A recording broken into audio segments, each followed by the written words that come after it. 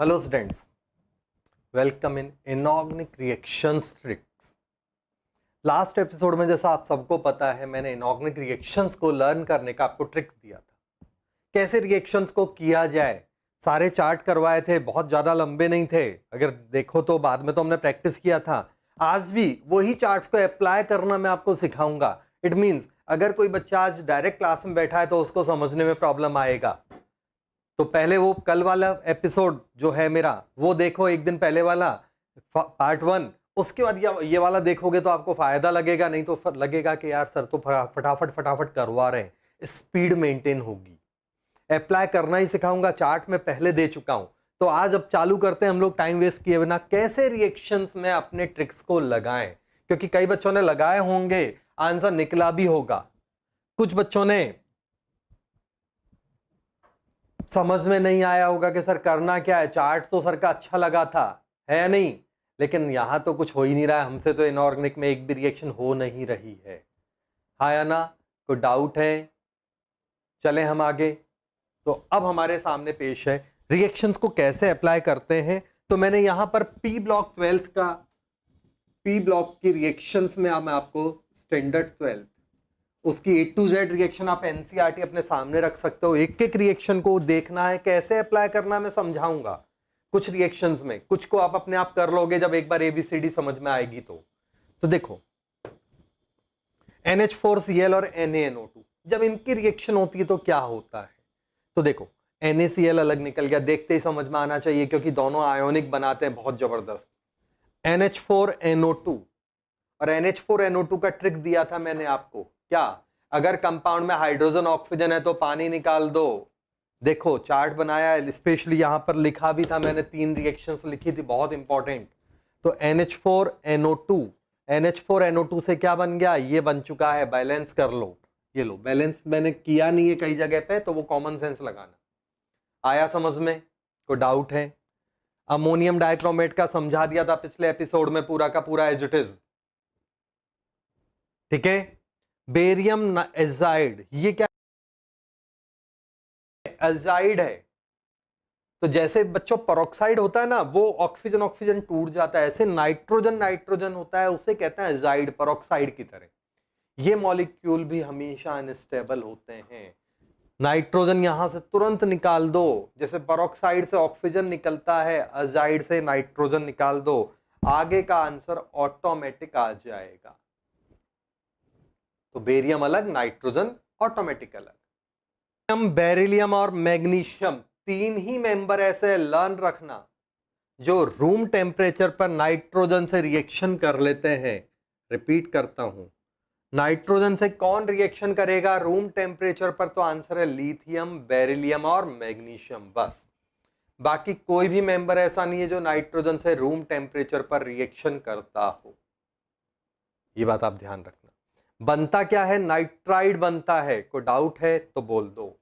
बनता क्या है? तो आंसर है बनता है इसमें नाइट्राइड।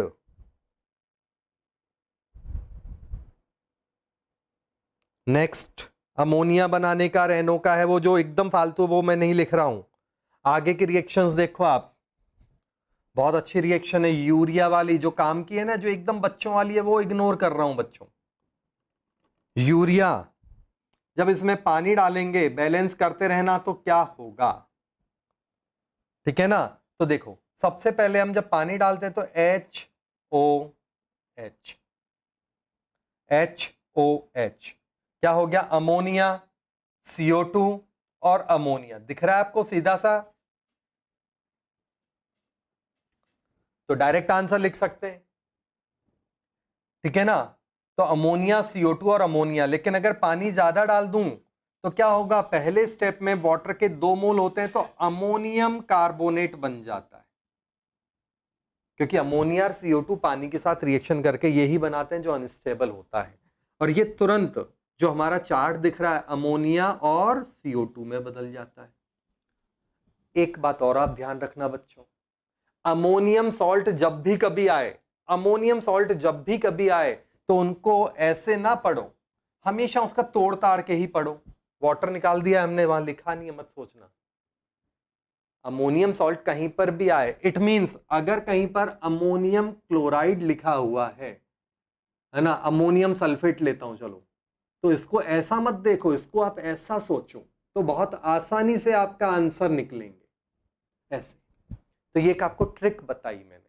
अमोनियम सॉल्ट, ऑलमोस्ट सारे अमोनियम सॉल्ट अनस्टेबल है, तो अनस्टेबल है तो उनसे क्या होगा, तो उनसे तुरंत वाटर निकाल दो, सॉरी उनको तुरंत तोड़ दो, अमोनिया बना दो उसमें से। तो ये आया समझ में आपको कि डाउट है?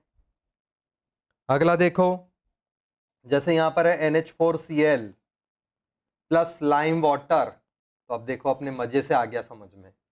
NH4Cl का मतलब आप ऐसे देखोगे तो आपको याद करना मुश्किल पड़ेगा, लेकिन मैंने जो ट्रिक बताया वो क्या कह रहा है, ऐसा है। तो आपको देखते ही पता चल गया, अमोनिया बन गया, HCl एसिड बेस है तो कोई भी बच्चा कर देगा, सॉल्ट प्लस वाटर बन गया। बोलो कोई प्रॉब्लम है? कोई प्रॉब्लम है तो बोल दो, हाँ या ना।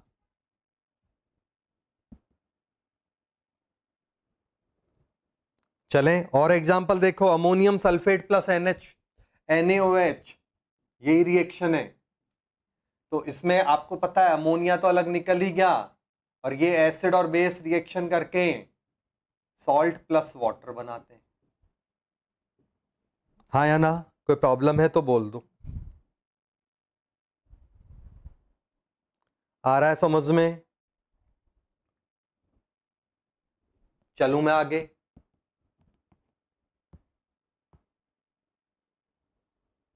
HOCl अनस्टेबल क्यों होता है, तो वो हाईली रिएक्टिव होता है। एक बच्चे ने क्वेश्चन पूछा है HOCl अनस्टेबल क्यों है, बिकॉज वो हाईली रिएक्टिव है। कारण यहां से ये इधर खून पिएगा, देखो इधर, यहां देखो ये क्लोरीन है, ये इधर अपनी पावर के कारण उधर खींचने की सोचेगा, है ना। तो ऑक्सीजन क्या करेगा कि बोले यार इधर से इधर अड़ू या उधर अड़ू, वही इंडिया वाला हाल हो गया, इधर चाइना इधर पाकिस्तान। तो ऑक्सीजन क्या करेगा इस चक्कर में, बोले भाग यहां से, हाइड्रोजन को तेजी से H+ लूज कर देगा, क्योंकि उधर की तरफ पावरफुल ग्रुप जुड़ा हुआ है। क्लियर हो गया? तो इसलिए अनस्टेबल होता है, ये अनस्टेबल होने के कारण HCl में कन्वर्ट हो जाता है, साथ में नेसेंट ऑक्सीजन देता है। क्लोरीन वाटर, याद है मैंने यही बताया था आपको पिछली क्लास में, क्लोरीन वाटर, ऐसे लिख देता हूं क्लोरीन। तो क्लोरीन वाटर में ये बनता है, तो फाइनली क्या बनेगा, 2HCl प्लस नेसेंट ऑक्सीजन। पहले स्टेप में क्या बना, HCl plus HOCl। Chlorine water का यूज आपको पता होगा, स्विमिंग पूल वगैरह में पानी को डिसइंफेक्टेंट करने में, जर्म्स वगैरह को मारने में क्लोरीन वाटर यूज लिया जाता है। क्लोरीन वाटर का यूज कहां होता है, जर्म्स वगैरह को करने में, ठीक है ना। तो ये वही था, तो HCl बनता, नेसेंट ऑक्सीजन जो है ना जर्म्स को मारने का काम करती है। नेक्स्ट, अगला केस, आगे देखते हैं हम, इसको टेबल को कंटिन्यू करते हैं। समझ में आ रहा है या नहीं आ रहा है, बोलो जल्दी से। बस ये बातों को ध्यान रखना, एपिसोड को एक बार रिवाइंड करके दोबारा देखना, खुद अप्लाई करते हुए।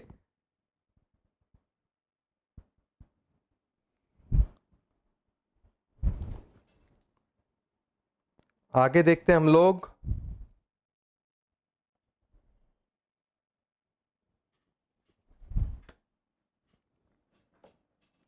जिंक सल्फेट प्लस NH4OH, ये एक रिएक्शन है। इससे क्या बनेगा, तो देखते ही समझ में आ गया होगा, अमोनियम और सल्फेट बन जाएगा और जिंक हाइड्रोक्साइड बन जाएगा। बच्चों वाला है, देखो इसमें तो दिमाग लगाना ही नहीं है।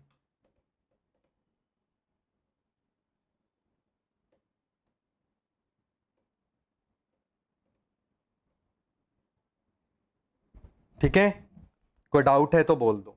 और जिंक हाइड्रोक्साइड का जो प्रेसिपिटेट है वो ध्यान रखना, सॉल्ट्स में काम आता है, व्हाइट प्रेसिपिटेट बनता है। इसी तरह एक और रिएक्शन है, वो भी बच्चों वाली है, FeCl3 प्लस अमोनियम हाइड्रोक्साइड, ठीक है ना। तो क्या बनना चाहिए इसमें? अगर हम हमारे हिसाब से देखें तो अल्टीपल्टी में NH4Cl बन गया, FeOH का होल 3 प्लस NH4Cl, बैलेंसिंग करते रहना, ठीक है ना। इसका ब्राउन कलर आता है, लेकिन इसको ऐसे नहीं लिखते जनरली, इसको कैसे लिखते हैं? Fe2O3.XH2O, रस्ट की तरह।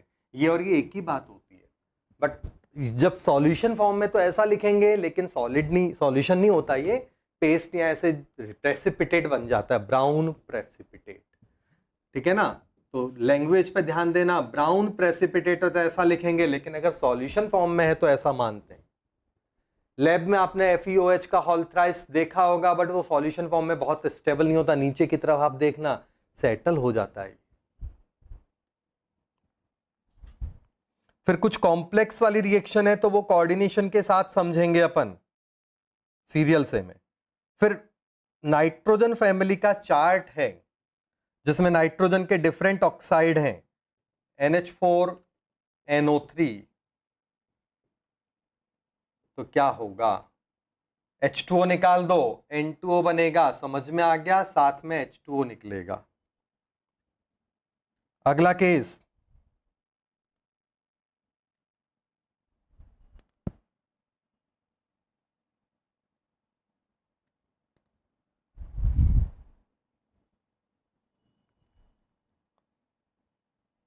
दूसरी रिएक्शन है NaNO2।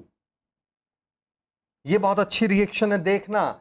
इसको कई बच्चे रट्टा मारते हैं, रट्टा नहीं मारना है, अपने तरीके से समझना, और इसमें काफी कंसेप्ट आपको क्लियर करूंगा। क्या बनेगा? FeSO4 का Fe2SO4 का होल 3, पहले रिएक्शन लिख दूं, ढंग से देखना एक बार। NaHSO4 साथ में NO plus H2O, NO plus H2O, ये बना। कोई डाउट है इसमें तो बोल दो। अब देखते हैं ये कैसे बना। तो यहां पर कंसेप्ट को समझना। पहला, ये फेरस है Fe+2, ये NO2 है, इसको HNO2 के इक्वल मान लो। ये क्या है? HNO2 मान लो, मैंने आपको बताया था हाइड्रोजन और सोडियम पोटेशियम एक कैटेगरी के मान लो। तो ये हमारा HNO2 है, तो इसका मतलब इसका फर्दर ऑक्सीडेशन होगा तो HNO3 बनेगा, रिडक्शन होगा तो NO बनेगा। जबकि Fe+2 है तो Fe+2 का तो हमेशा ऑक्सीडेशन ही होगा, Fe+2 का तो हमेशा ऑक्सीडेशन ही होगा। हाँ या ना? कोई डाउट है तो बोल दो। नेक्स्ट, अब हम बात करें तो Fe+2 का तो ऑक्सीडेशन ही होना है, वो फिक्स हो गया, तो वो तो +3 में ही बदलेगा। देखो आपको समझ में आया होगा, ये 2 है तो ये 3 बन गया, क्योंकि उसके लिए तो और कोई ऑप्शन ही नहीं है। ये डबल रोल वाला था HNO2 या NaNO2, तो इसका ऑक्सीडेशन भी हो सकता है, इसका रिडक्शन भी हो सकता है, बट इसका ऑक्सीडेशन हुआ तो इसको अपने आप ही रिड्यूस होना पड़ेगा। हो गया रिड्यूस, देखो ये भी आया समझ में। पानी का तो इशू है ही नहीं, वो तो बनना है, आपको पहले ही पता है रिएक्शन में। हाँ या ना? अब बचा कौन? ये सोडियम हाईली रिएक्टिव है, तो ये H2SO4 में से हाइड्रोजन को रिप्लेस करता है, बच्चों वाली बात है, तो ये भी बन गया। बोलो आया समझ में रिएक्शन के? नहीं आया? रट्टा बिल्कुल नहीं मारना है, केमिस्ट्री रटना नहीं है। आया ना? बोलो भाई। अब एक ही जगह प्रॉब्लम होती है बच्चों को, वो मैं आपको बता रहा हूं। यहां पर कुछ पूछना है तो पहले बोल दो जल्दी से, जल्दी करो।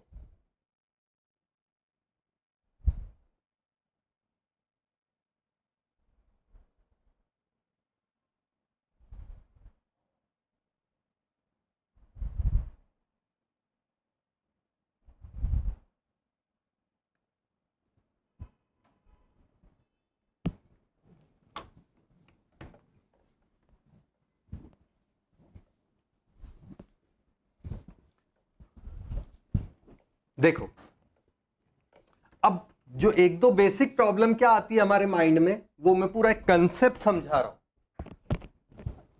जैसे H2SO4 था, इसकी जब NaOH के साथ रिएक्शन हुई तो क्या बनता है? तो अभी तो मैंने लिखा NaHSO4 बन गया, लेकिन बच्चे ने कहा कि सर NaHSO4 कैसे बनेगा, हाँ या ना?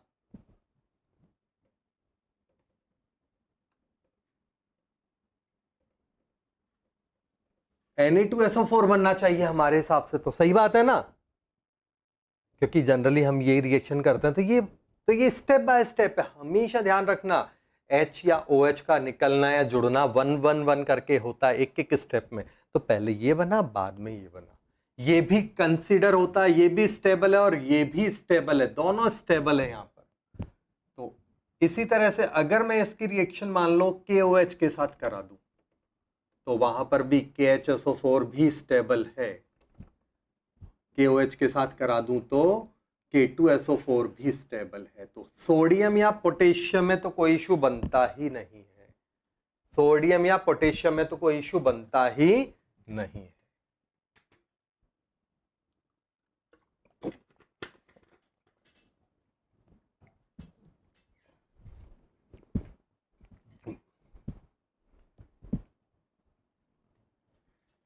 कुछ बच्चे शांति रखो, जो टॉपिक चल रहा है ना उसी टॉपिक की बात किया करो।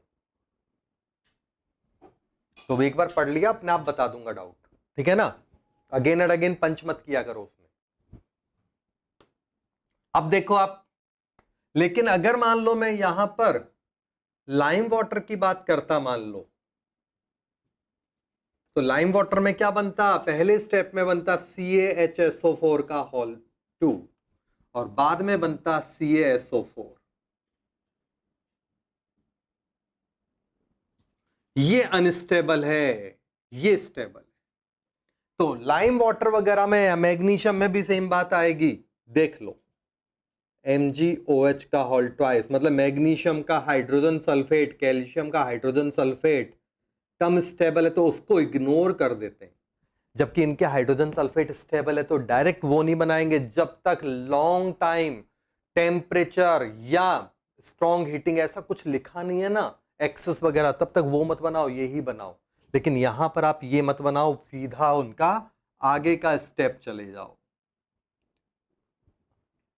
कोई डाउट है तो बोल दो। आ गया समझ में? यही बात अगर मैं यहां पर ये इसके साथ थी, क्लियर? कार्बोनेट के साथ भी सेम यही बात होती है। अगर मैं मान लो यहां पर H2CO3 की रिएक्शन कराऊं Na के साथ, Na का मतलब Na का कोई भी एग्जाम्पल हो सकता है, तो NaHCO3 बनेगा जो बाद में Na2CO3 में बदलता है, और ये भी स्टेबल है, ये भी स्टेबल है। तो ये ध्यान रखना आप। तो ये सीधा वो मत बनाना। अगर मैं यहां पर KOH के साथ कराऊंगा तब भी सेम बात है, KHSCO3 बनेगा और K2CO3 बनेगा। अगर मान लो यहां पर मैं बात करूं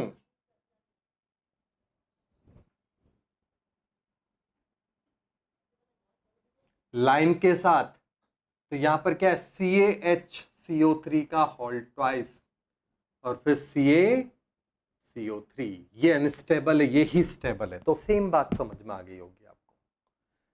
हाइड्रोजन सल्फेट या hydrogen carbonate of calcium and magnesium are unstable.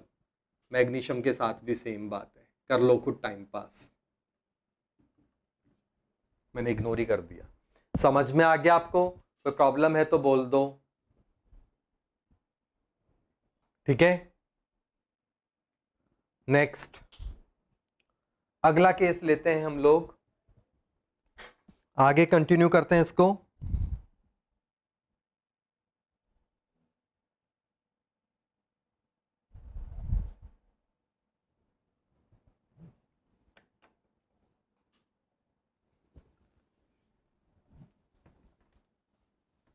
आगे मैं लेता हूं,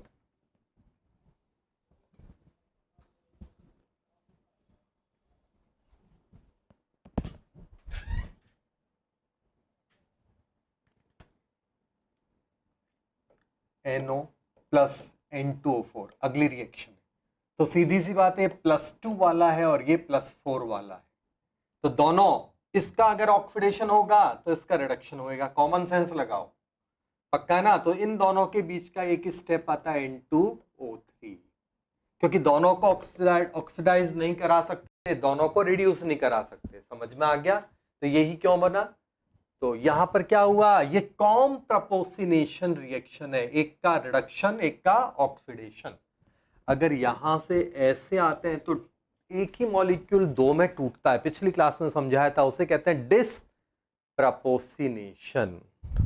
उसे क्या बोलते हैं हम लोग, डिसप्रपोसिनेशन। और यहां पर क्या है आपका, ये है कॉम प्रपोसिनेशन, कॉम प्रपोसिनेशन।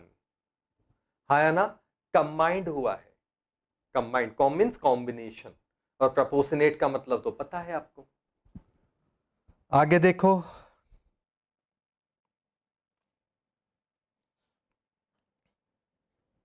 लेड नाइट्रेट, जब लेड नाइट्रेट को गर्म करते हैं तो क्या होता है। तो ये भी बहुत अच्छा क्वेश्चन है।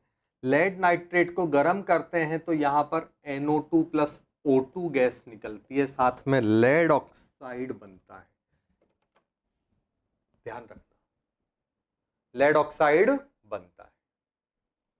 लिथियम नाइट्रेट को गर्म करेंगे तो भी एक इंपॉर्टेंट क्वेश्चन है, लिथियम नाइट्रेट को गर्म करेंगे तो क्या होएगा। तो सेम बात आएगी, बिल्कुल याद होना चाहिए एग्जाम्स में, ये तो बहुत इंपॉर्टेंट है, अभी जो करवा रहा हूं सुपर इंपॉर्टेंट है। अगेन ये तो है ही एनसीईआरटी में, एडिशनल करवा रहा हूं। NO2 plus O2 plus Li2, ये बेसिक नेचर के ऑक्साइड बने, ये एसिडिक गैस बनी, आया ना। बाकी स्पेशल एक इस तरह के कंपाउंड का, इनको थर्मल डिकम्पोजिशन के नाम से एक स्पेशल ट्रिक क्लास लूंगा मैं एक दो चार दिन में। जब अभी तो रिएक्शन सीखो आप, फिर एक स्पेशल ट्रिक की क्लास होगी जिसमें हम केवल थर्मल रिएक्शंस को देखेंगे, फटाफट कैसे आंसर याद किए जाए। जैसे ये ट्रिक्स तो मिल ही रहे, और भी वहां पर मिलेंगे आपको। लेकिन अगर मान लो NaNO2 ले लूं या KNO2 ले लूं तो क्या होगा। तो यहां पर NaNO2 में क्या बनता है, NaNO3, गलत लिख गया मैं, NaNO3 ले लूं तो NaNO2 बनता है, साथ में ऑक्सीजन गैस निकलती है। KNO2 बनता है, साथ में ऑक्सीजन गैस निकलती है। हाँ या ना।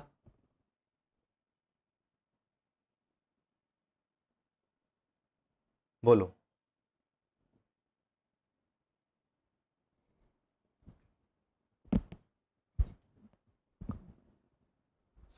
नेक्स्ट, अगला केस और रिएक्शन देखते हैं हम लोग।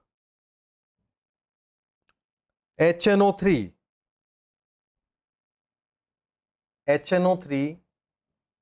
इसकी रिएक्शन जब हम P4O10 से कराते हैं तो क्या बनेगा, HPO3 बनेगा, साथ में N2O5 बनता है।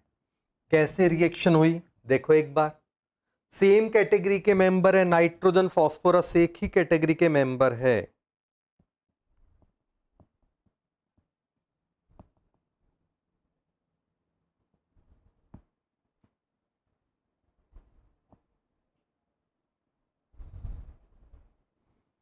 सेम कैटेगरी के मेंबर है नाइट्रोजन फास्फोरस, नाइट्रोजन और फास्फोरस एक ही कैटेगरी के, तो इनमें आराम से इंटरचेंज हो जाता है, इनमें आराम से इंटरचेंज हो जाता है। मतलब इसको ये रिप्लेस करेगा, ये रिप्लेस करेगा, क्योंकि प्रॉपर्टीज काफी हद तक सेम होती है।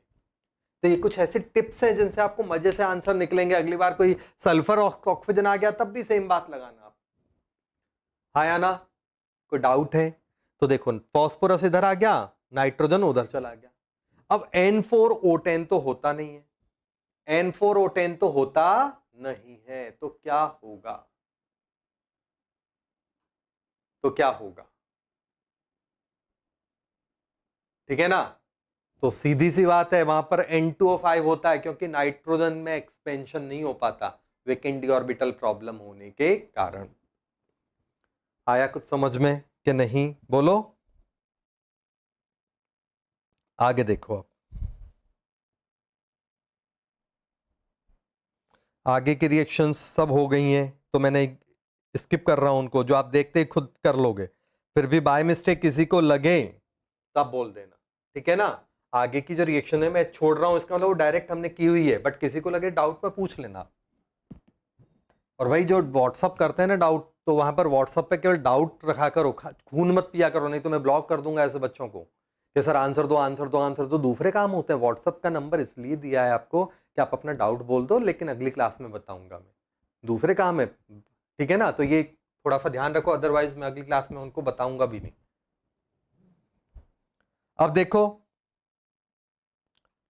कॉपर की रिएक्शन से यहां पर काम की, कॉपर HNO3 के साथ जब रिएक्शन करता है, ठीक है ना, तो डाइल्यूट HNO3 के साथ है और दूसरा है कंसंट्रेट HNO3 के साथ। ढंग से देखते जाओ आप। डाइल्यूट HNO3 के साथ जब रिएक्शन करेगा तो क्या बनेगा, तो हमें पता है, फिलिंग द ब्लैंक आपको पता है। और मेटल है तो मेटल आयन बनता है यहां पर ऐसे, क्लियर। मेटल से मेटल आयन बनेगा। HNO3 है तो फिलिंग द ब्लैंक लगाओ, डाइल्यूट है तो, कंसंट्रेट है तो NO2 बनता है, याद है ना, H2O, और यहां मेटल आयन बनेगा, हाँ या ना। चलो अब इसको क्या बोलते हैं, तो इसको बोलेंगे आयन फॉर्म में तो नाइट्रेट बन जाएगा, क्योंकि आयोनिक तो जब लिखेंगे जब आयोनिक रिएक्शन हो, तो नेगेटिव पार्ट से रिएक्शन करा के नाइट्रेट बन जाता है। बोलो कोई प्रॉब्लम।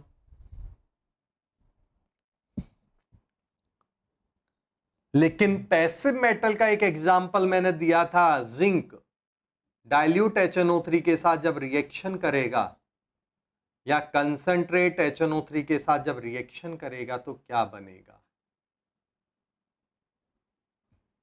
तो जिंक नाइट्रेट बनेगा। वहां तक तो समझ में आ गया आपको।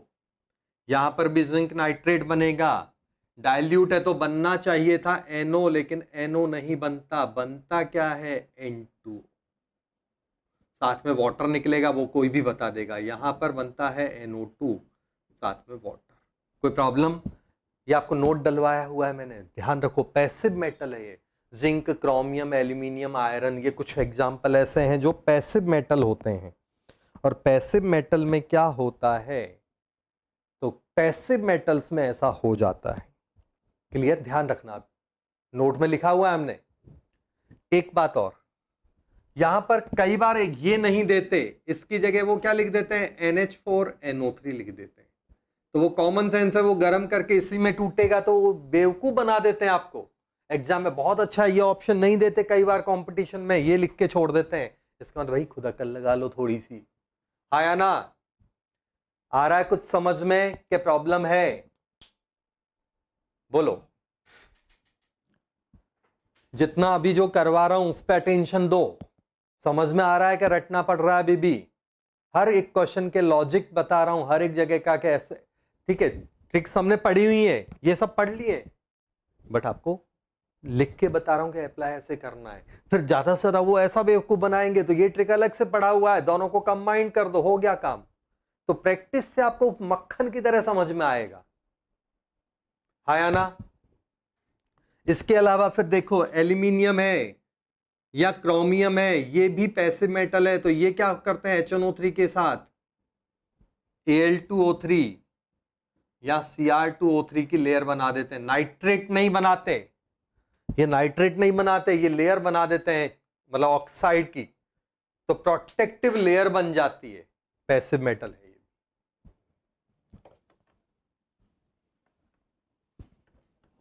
कमेंट दो जल्दी से, समझ में आ रहा है कि क्या क्या फीलिंग आ रही है, जल्दी बोलो।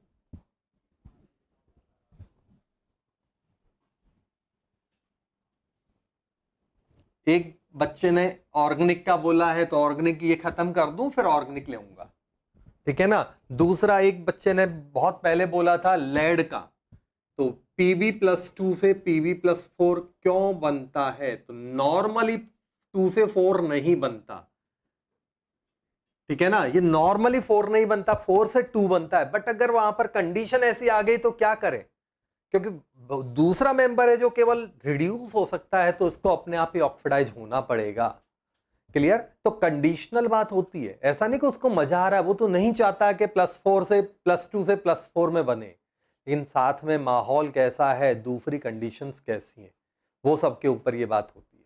हाँ या ना? चले हम आगे। प्रॉब्लम है तो बोलो। आगे देखते हैं हम लोग।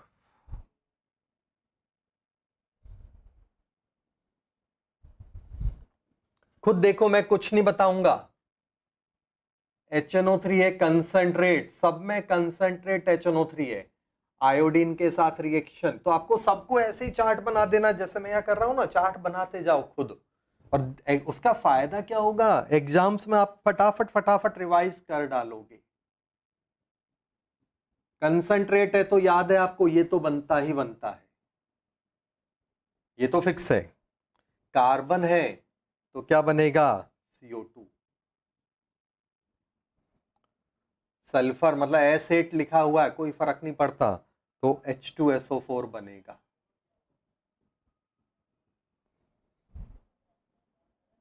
P4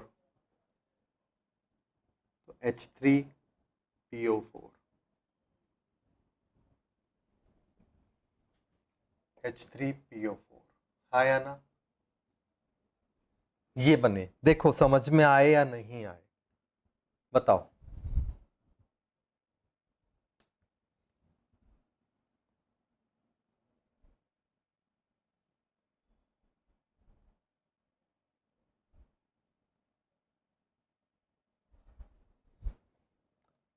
समझ में आ गया होगा कैसे, ये तो फिक्स है। आयोडीन का चार्ट लगा हुआ है, HiO3 बन रहा है, ऑक्सीजन के साथ जब रिएक्शन होगी तो I2O3 बनता है, देखो आप, फिर HiO3 में बदलता है। हाँ या ना? कोई डाउट है? कार्बन है तो CO2 बनता है, सल्फर है तो SO2 SO3 से H2SO4 ही बनता है फाइनली, क्योंकि H2SO3 तो अनस्टेबल है। हाँ या ना? पानी है तो वो बनेगा ही बनेगा, चार्ट लगाओ। समझ में नहीं आया तो बोलो। फॉस्फोरस है तो H3PO3 या H3PO4 बनता है, तो यहाँ पर H3PO4 ज्यादा स्टेबल है क्योंकि ये स्ट्रॉन्ग ऑक्सीडाइजिंग एजेंट है।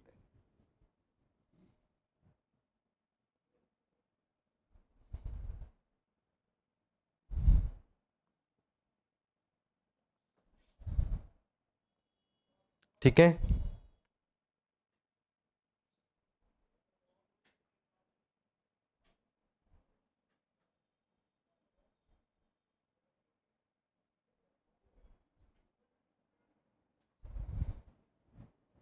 नेक्स्ट अगला केस।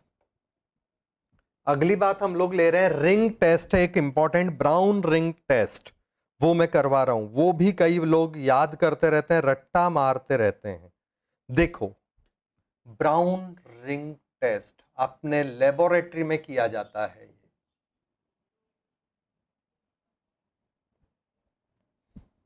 ये क्या होता है, NO3, HNO3 मान सकते हो या NaNO3 मान सकते हो, कोई भी ले लो, सॉल्ट, ठीक है ना। Fe+3 के साथ एसिडिक मीडियम में रिएक्शन करता है तो क्या बनेगा, सॉरी Fe+2, फेरस सल्फेट लेते हैं तो फेरस से फेरिक बनेगा, ठीक है ना। बैलेंस भी कर देता हूं जिससे, ये लो, साथ में H2O बना।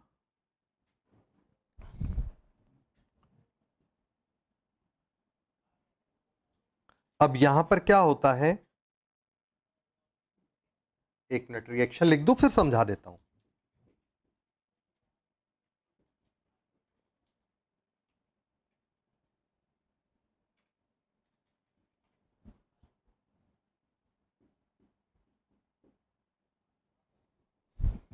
और ये ब्राउन कलर की रिंग बनती है इसलिए इसका नाम है रिंग टेस्ट, है ना। ब्राउन कलर की रिंग बनती है इसलिए इसका नाम है रिंग टेस्ट, ठीक है। कोई डाउट है तो बोल दो। देखते हैं हम लोग यहां पर,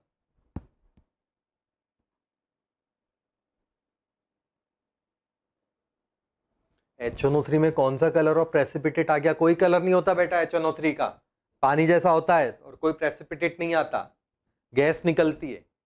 तो नए नए क्वेश्चन पता नहीं कहां से खुरापात सूझ जाती है बच्चे को। देखो अब ये है आपका NaNO3 की NO3, कोई भी आयोनिक सॉल्ट मान सकते हैं। फेरस, फेरस का ऑक्सीडेशन होगा फेरिक में, हाँ या ना। देखो यहां पर एक चीज मिस हो रही है, बताऊंगा कहां मिस हो रही है। फेरस से फेरिक बना, ये समझ में आ गया। मीडियम एसिडिक है तो वाटर बनेगा, वो भी समझ में आ गया, H और H2O, ये भी बच्चों वाला है, हाँ या ना? ये बात हम पहले आयोनिक में पढ़ चुके हैं। अब इसके बाद बचता क्या है? NO3, क्योंकि इसका ऑक्सीडेशन हुआ है तो NO3 का क्या होगा? HNO3 का NO में रिडक्शन होगा। या लिखा हुआ नहीं है, मैं लिख देता हूं, ऐसा नहीं कि लिखना जरूरी था, वो कॉमन सेंस है, आपने लिख दिया, लिख लो। अब कंप्लीट हुई पहली रिएक्शन अपने चार्ट से, हाँ या ना? इसका ऑक्सीडेशन है तो इसका अपने आप ही रिडक्शन हो गया। अब ये पानी के साथ है, Fe का जो कॉम्प्लेक्स होता है ये पानी के साथ रिएक्शन कर रखा होता है, क्योंकि मीडियम एक्वस है, तो एक्वस है तो वहां खूब सारा पानी जो होगा, तो खूब सारा जो पानी होगा, क्लियर?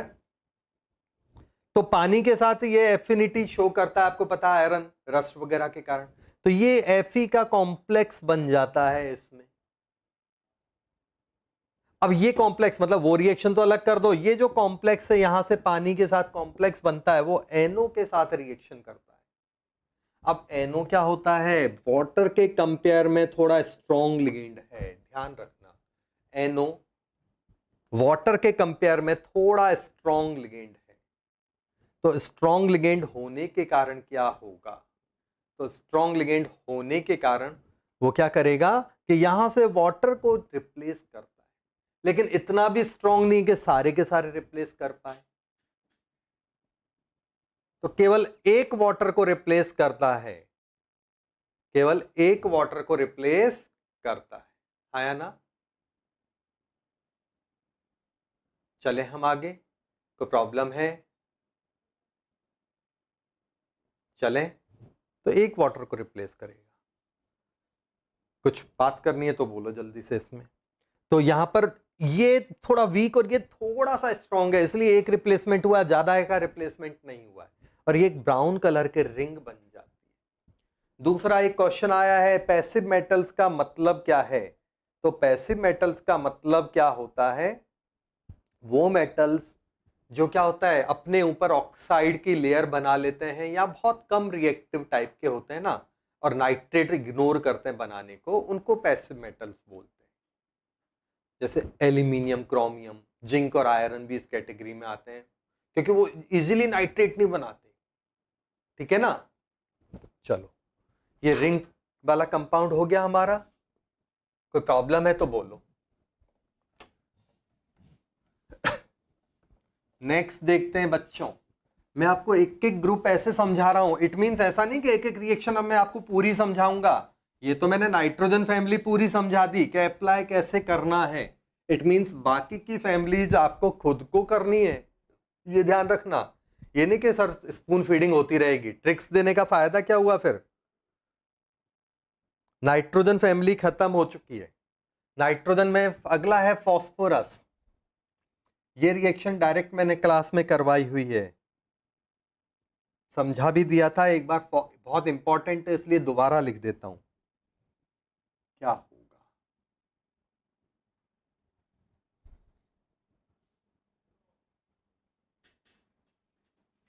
ये लो, बैलेंस कर देते हैं, चलो। P4 अकेला है क्योंकि ये तो मीडियम है, एसिडिक या बेसिक जो भी है, तो बेसिक मीडियम में P4 का क्या होगा?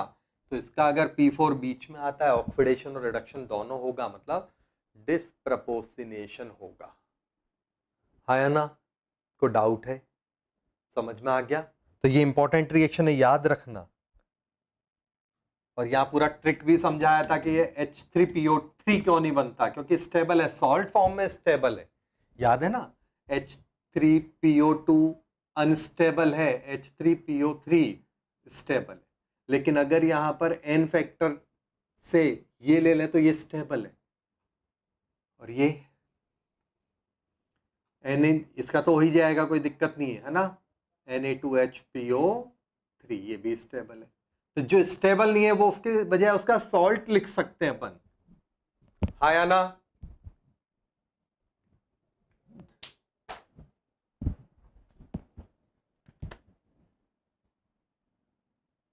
अगला केस,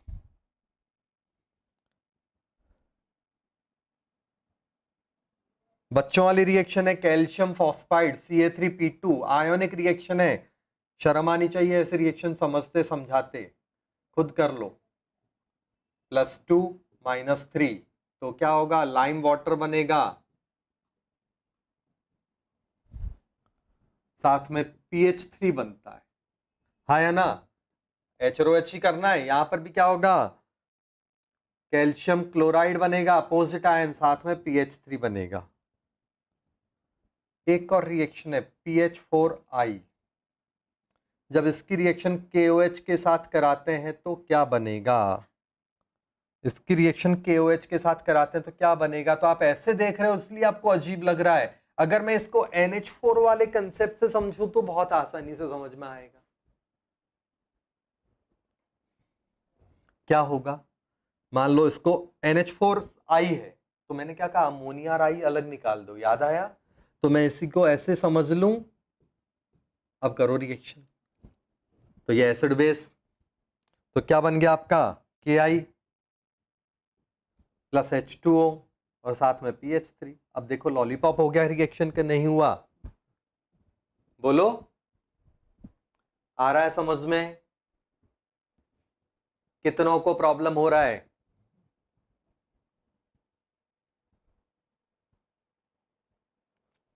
आगे देखो, copper sulphate + PH3 HgCl2 + PH3, क्या होगा, आयंस हैं कॉपर और सल्फेट, P-3H+, आ गया होगा समझ में, अपोजिट आयंस को जोड़ दो तो Ca3P2 बनेगा, साथ में H2SO4 निकल जाएगा। ये तो बच्चे वाली रिएक्शन है सारी की सारी, अल्टी पल्टी वाली, याद आया ना, तो इनको तो करने की जरूरत ही नहीं होनी चाहिए आपको। Hg3P2 साथ में HCl, बैलेंस कर लेना। बोलो अगली या क्या टाइम पास है ये, लो लास्ट रिएक्शन बच रही है इसलिए मैंने कर दिया। PH4Br मतलब अमोनिया + HCl = NH4Cl बनता है, तो NH4Br अमोनिया ही वाले कंसेप्ट से करो इसको।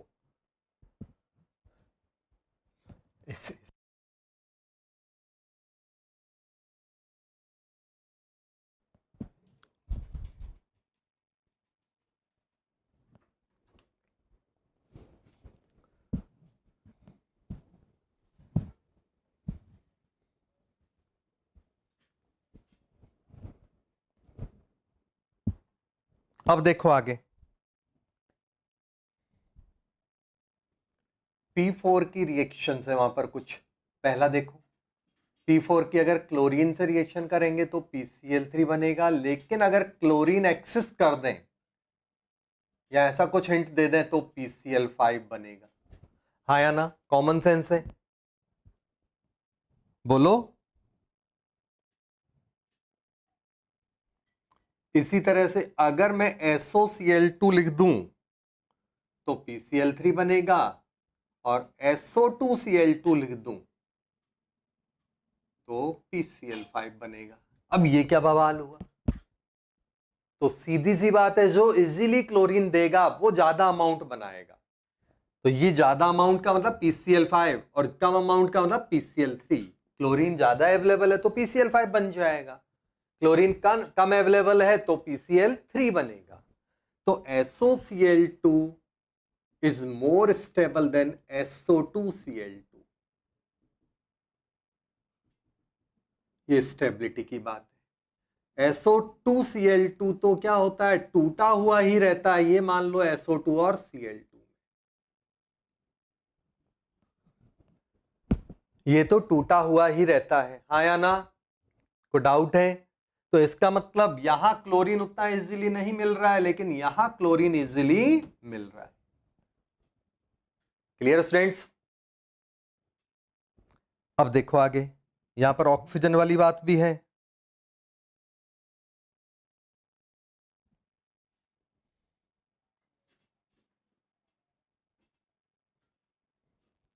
अगर मैं यहां पर ऑक्सीजन के साथ रिएक्शन कराऊंगा तो P2O3 बनेगा, या P4O6 भी लिख सकता हूं, लेकिन लिमिटेड, क्योंकि ऑक्सीजन तो हमेशा एक्सिस में होती है, और ऑक्सीजन जब लिखा नहीं है एक्सिस है, P4O10 या फिर P2O5, वो कॉमन सेंस है। हाँ या ना? चले हम आगे। बोलो, कमेंट भी देते रहना भाई। हैशटैग याद रखो, आप भूलने लग गए केमिस्ट्री का हैशटैग। थोड़े दिन मैंने क्लास क्या नहीं ली कि आपको पता ही नहीं अभी मेरा हैशटैग क्या है। और कमेंट तो अभी देना बंद ही कर दिया, पिछले वाले में भी 2 ही कमेंट दिए थे आप लोगों ने। तो कमेंट देने में इतना आलसी क्यों बनते हो? पहले कमेंट दो आप फटाफट, जल्दी करो। 1 मिनट का टाइम दे रहा हूं, पानी पी लूंगा जब तक।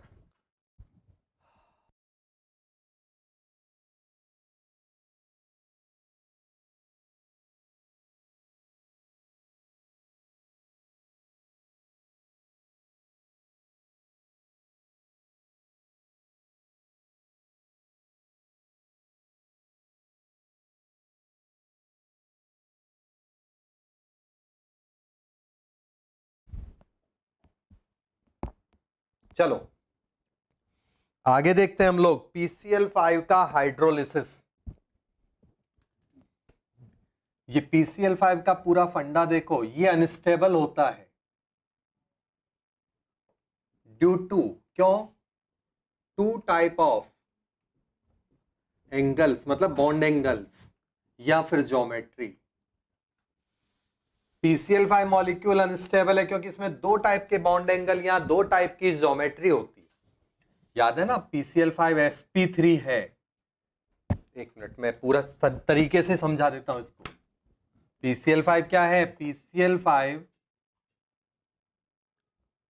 PCl3 और Cl2 में टूट जाता है, या फिर PCl4 पॉजिटिव और PCl6 नेगेटिव में टूटता है। अगर मीडियम यहां पर गैस फेज है या नॉन पोलर मीडियम है तो ऐसा होगा। अगर सॉलिड है या फिर पोलर मीडियम है, मतलब आयोनिक कह सकते हैं ना इसको, तो वो आयंस में टूटेगा। हाँ या ना? ये आप ध्यान रखना। यहां पर PCl5 में हाइब्रिडाइजेशन कैसा है बच्चों? मैं थोड़ा सा बॉन्डिंग को भी मिक्स कर रहा हूं इसमें। तो PCl5 में हाइब्रिडाइजेशन कैसा है? तो PCl5 में हाइब्रिडाइजेशन जो है वो है आपका sp3d, जिसकी ज्योमेट्री होती है triangular bipyramidal. Triangular bipyramidal. हाँ या ना? अगला देखो, जब यहां इसमें बदलता तो sp3 हो जाता है, यहां पर बदलता है तो sp3 हो जाता है। यहां पर पिरामिडल ज्योमेट्री होती है और यहां पर टेट्राहेड्रल है। पिरामिडल क्यों है? क्योंकि एक लॉन पेयर है अमोनिया की तरह। और यहां पर sp3d2 है, मतलब ऑक्टाहेड्रल ज्योमेट्री है।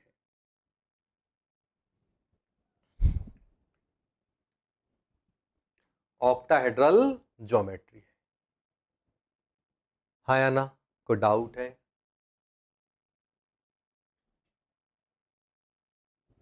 नेक्स्ट, तो यहां पर क्या है आपका? ट्राइगोनल या ट्रायंगुलर बाय पिरामिडल। बहुत अच्छे क्वेश्चन बन जाते हैं इसमें से भी। बताओ पोलर मीडियम में PCl5 का हाइब्रिडाइजेशन कौन सा होगा? तो पोलर मीडियम में PCl5 उसमें बदल गया तो आंसर क्या आएगा? ये ज्योमेट्री का मतलब ये पिरामिडल नहीं है, प्लस ये, लेकिन पूरी तरह 100% नहीं बदलता है, इसका मतलब ये तो रहेगा ही रहेगा, ये प्लस ये sp3 sp3d sp3d2 सब कुछ आंसर आएगा। हाँ या ना? बोलो। नॉन पोलर मीडियम में क्या होगा? अब अकल आ गई होगी। नॉन पोलर मीडियम में ये प्लस ये होगा, ज्योमेट्री पिरामिडल होगी, टेट्राहेड्रल नहीं होगी। ध्यान रखना। कोई प्रॉब्लम है तो बोल दो। चले हम आगे। नेक्स्ट, अगला बात मैं कर रहा हूं आपसे। तो PCl5 की ज्योमेट्री देखो। PCl5 की जो ज्योमेट्री होती है वो होती है ट्रायंगुलर बाय पिरामिडल।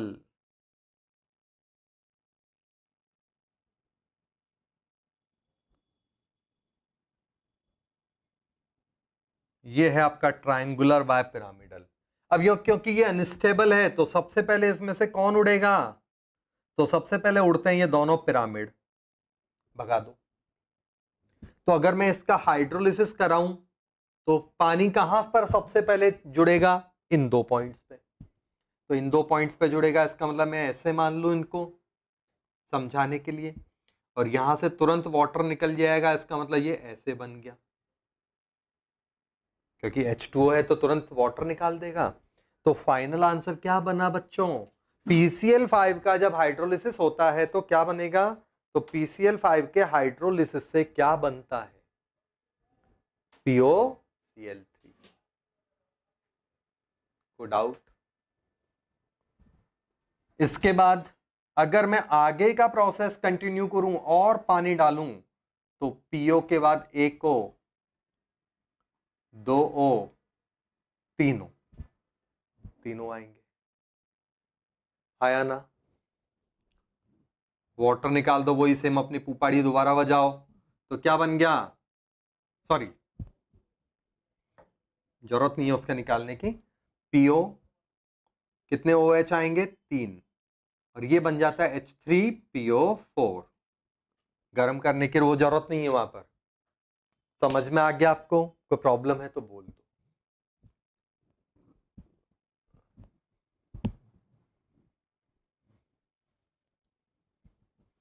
नेक्स्ट, अगला केस हम लोग यहां पर लेते हैं। तो नेक्स्ट पॉइंट आता है आपका, इसमें कुछ डाउट है तो जल्दी से बोलो।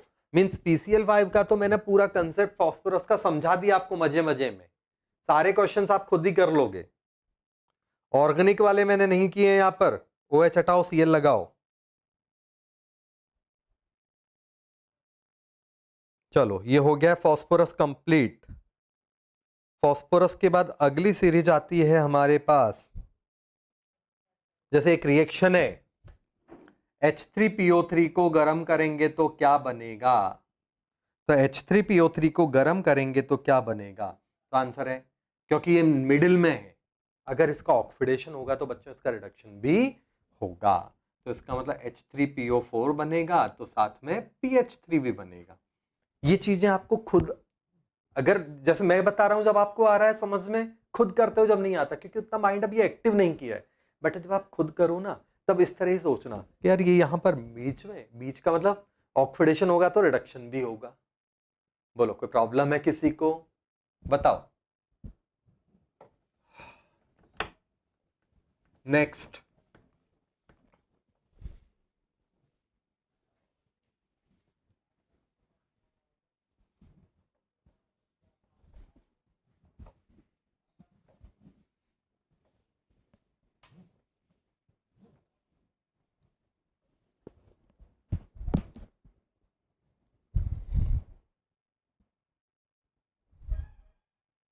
अब हम लोग लेते हैं sulphur oxygen family. Oxygen family की भी थोड़ी सी रिएक्शंस मैं आपको करा दूं। जैसे पहली रिएक्शन है Sc2Cl2, Sc2Cl2, सिलेनियम है, तो ये क्या होगा? तो यहां पर सिलेनियम का वही सेम है, ऑक्सीडेशन और बीच में आ गया तो ऑक्सीडेशन भी होगा तो इसका रिडक्शन भी होगा। बच्चों वाली रिएक्शन है, इंपॉर्टेंट भी नहीं है इतनी कोई। बाकी तो एकदम लॉलीपॉप रिएक्शंस हैं, एकदम लॉलीपॉप रिएक्शंस हैं। मैं बता तो देता हूं यहां पर, जैसे KClO3 को गर्म करेंगे तो क्या होगा? तो KCl अलग और O3 मतलब O2 के फॉर्म में निकल जाता है। ऑक्सीजन बनाने का छोटी क्लास में लेबोरेटरी प्रिपरेशन आपने पढ़ा होगा, कोई बात नहीं। सारी ऑक्सीजन क्यों निकली यहां पर? है नहीं? तो यहां पर HClO3 मान लो इसको।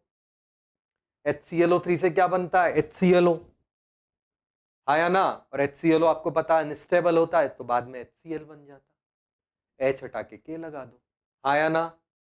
तरीका वही है आपका, K को हटाओ H लगाओ। HClO3 को तोड़ते हैं तो पहले HClO बनेगा, और HClO तुरंत HCl में बदल जाता, तो यहाँ KCl लिख दिया।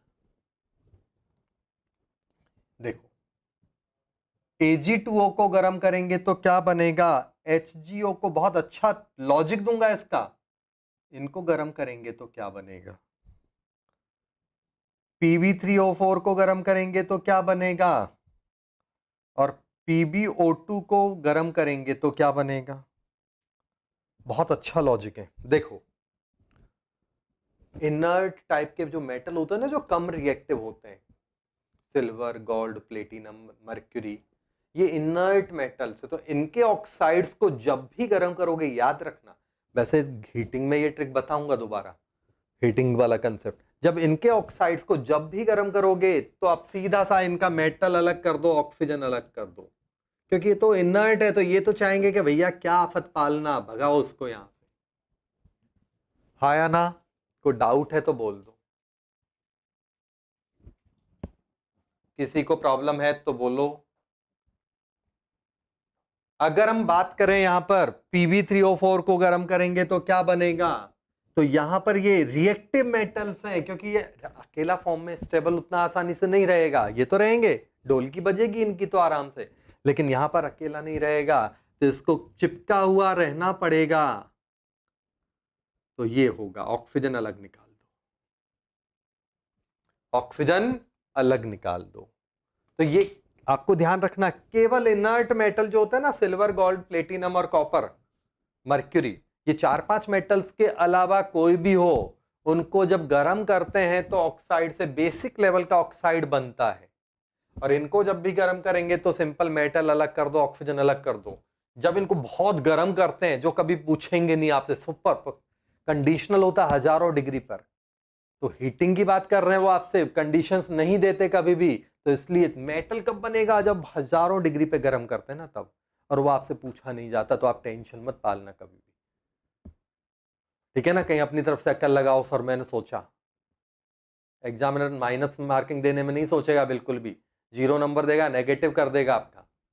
क्लियर हो गया? तो ये कुछ स्पेशल ट्रिक्स आपको देखना है। एक बच्चा कह रहा है ना, कि भाई बैलेंस नहीं करना पड़ेगा क्या? बिल्कुल भाई, बैलेंस तो करना है। मैं यहाँ पर आपको बैलेंसिंग नहीं सिखा रहा हूँ, बच्चों वाला है, कोई भी बच्चा कर लेगा बैलेंसिंग, क्योंकि उन चीजों पे भी जाऊंगा ना तो बहुत टाइम लगेगा, और ऐसा नहीं कि कोई स्पेशल बैलेंसिंग है, बच्चों वाली बैलेंसिंग है, पहला पॉइंट। तो बैलेंस सेल्फ करो, 11th 12th और 12th पास वाले बच्चों, आप 12th का चल रहा है मिनिमम। दूसरी बात, कि बोर्ड में या कंपटीशन में बैलेंसिंग का कोई स्पेशल सिग्निफिकेंस नहीं होता, वहां पर गैस कौन सी निकली, क्या प्रोडक्ट बना, उनसे मतलब है। 2 लगाओ 3 लगाओ तो कोई स्पेशल मार्क्स आपको ना मिलेंगे, गलत बैलेंसिंग के मार्क्स कटते हैं, बैलेंस नहीं करोगे तो भी फुल मार्क्स मिलते हैं आपको। तो दोनों ही लॉजिक से मैंने इग्नोर कर रहा हूं, मैं क्वालिटी मेंटेन करनी है, चिरकुट हरकतें नहीं करनी है बच्चों। अगला देखो, अब वो ऑक्साइड के डायरेक्ट रिएक्शन है तो वो इग्नोर कर रहा हूं मैं।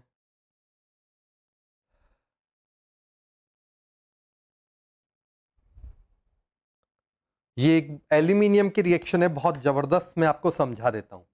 एल्यूमिना, इसकी जब रिएक्शन करवाते हैं HCl के साथ तो क्या बनेगा, ठीक है ना? और साथ में पानी है, मतलब एक्वस लिख दूं, डाइल्यूट HCl या एक्वस कुछ भी लिख दो, तो क्या बनेगा? तो पहले स्टेप में आप क्या कहोगे, AlCl3 बना, पहले स्टेप में आप क्या कहोगे, AlCl3 बना, लेकिन ये गलत बात है, ये तुरंत के तुरंत, क्योंकि वहां पानी है, तो पानी क्या करता है, वाटर क्लोरीन के कंपेयर में स्ट्रॉन्ग लिगेंड है, तो पानी क्या करता है, वहां से क्लोरीन को रिप्लेस कर देता है, बैलेंसिंग होता रहेगा, पानी क्या करेगा, वहां पर क्लोरीन को रिप्लेस कर देगा। टोटल 2 एल्यूमिनियम है ना, इसलिए 6 क्लोरीन आएगा, ये लो, कई बच्चे सोचे यहां पर। बोलो, कोई प्रॉब्लम है? तो अब जिन्होंने कोऑर्डिनेशन नहीं पढ़ा, उनको यहां अजीब लग रहा होगा कि हमें कैसे पता चले कौन पावरफुल लिगेंड है, तो एक बार अभी पेशेंस रखो। लेकिन अगर मान लो इसकी रिएक्शन NaOH के साथ कराएंगे तो क्या होएगा, वही एक्वस है, पानी है, तो वैसे बच्चों वाले स्टाइल में सोचेंगे तो क्या बनेगा, AlOH का होल 3, लेकिन AlOH का होल 3 जो है वो बाद में क्या होता है कि NaOH के साथ जब रिएक्शन होएगा तो Na, स्टेप बाय स्टेप दे रहा हूं, ये भी करेक्ट है, लेकिन NaOH एक्सेस चल रहा है, हमने कुछ लिखा नहीं है, तो NaOH के साथ तो Na3AlOH का होल 6। तो ऑप्शन वाइज आप आंसर देखना, ये भी करेक्ट है और ये भी करेक्ट है। जो आपको दे रखा हो वो टिक कर देना, जो आपको दे रखा हो वो आप टिक कर देना। क्लियर हो गया? कोई डाउट है तो बोल दो। ये बच्चों वाला आंसर है, ये गलत है। ये बच्चों वाला आंसर है, गलत है। ये कब होगा? HCl गैस है, तब AlCl3 बनेगा, बस तब बनेगा AlCl3। पानी आ गया ना तो वहां पर चेंज हो गया। तो ये छोटी छोटी बातें आपको ध्यान रखनी है जो मैं बोल रहा हूं। तो इसका मतलब अभी एक बार समझो, दोबारा इस एपिसोड को री करके देखना, ठीक है? ये आपका सल्फर की भी लगभग सारी रिएक्शंस कंप्लीट, बाकी सब एकदम बेसिक है तो मैं इग्नोर कर रहा हूं। जो आपको देखते ही आएगी, नहीं आए तो आप अगली क्लास में आप आराम से पूछ सकते हो। जैसे एक रिएक्शन ऐसे प्रैक्टिस करा दूं, SO2 है, MnO4 नेगेटिव से रिएक्शन करेगा, एसिडिक मीडियम एक्वस सॉल्यूशन है पानी के साथ, तो क्या होएगा? तो क्या होगा बताओ, खुद करो।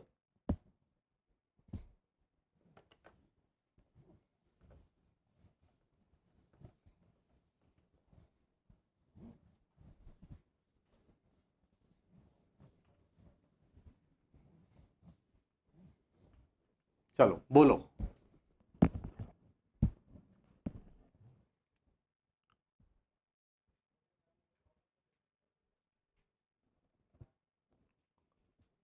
बताइए भाई जल्दी से, तो क्या होएगा? तो देखो MnO4 है, तो ये तो क्या होगा, या तो Mn+2 में बदलेगा या +4 में बदलेगा। मीडियम के हिसाब से, मीडियम का कुछ आइडिया लग नहीं रहा। SO2 है क्योंकि इसका तो रिडक्शन ही होना है, क्योंकि ये तो 7 से आगे जा नहीं सकता, तो इसका रिडक्शन होएगा, तो इसका ऑक्सीडेशन ही होएगा, और इसका ऑक्सीडेशन होएगा तो H2SO4 बनेगा। मतलब इसको मैं ऐसे लिख दूं, H+ और SO4-2। तो अब समझ में आ गया +2 ही क्यों बना, क्योंकि मीडियम भी तो एसिडिक है भाई। इधर नहीं लग रहा तो क्या उधर तो एसिडिक हो गया ना, हाँ या ना?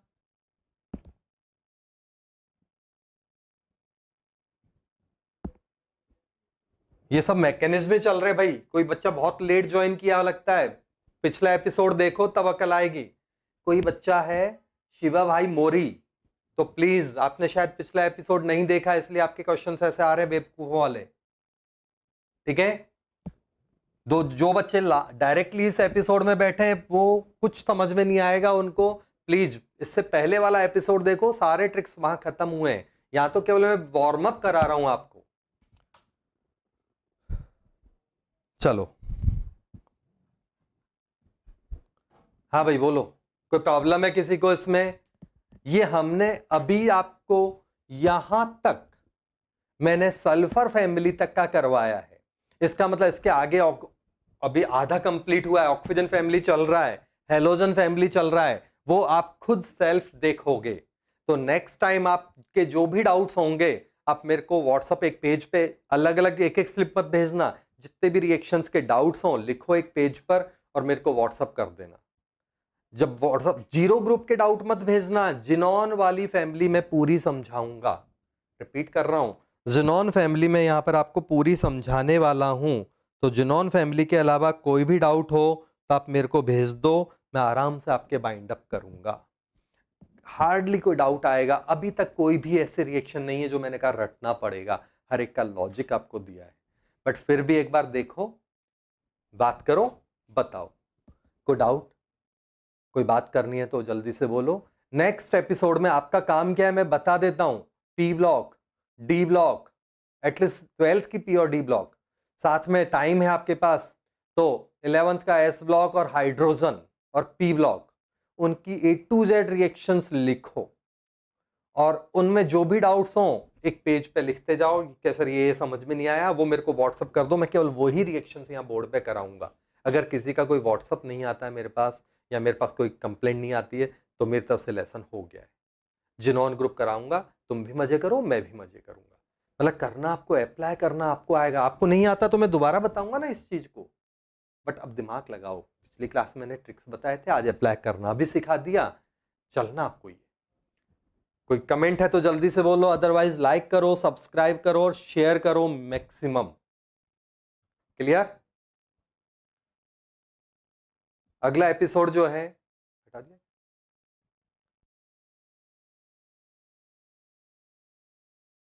मैं 1-2 लेक्चर के बाद लूंगा, उससे पहले ऑर्गेनिक का लेऊंगा, क्योंकि आपको यहाँ रिएक्शन करने का टाइम मिलेगा पूरा।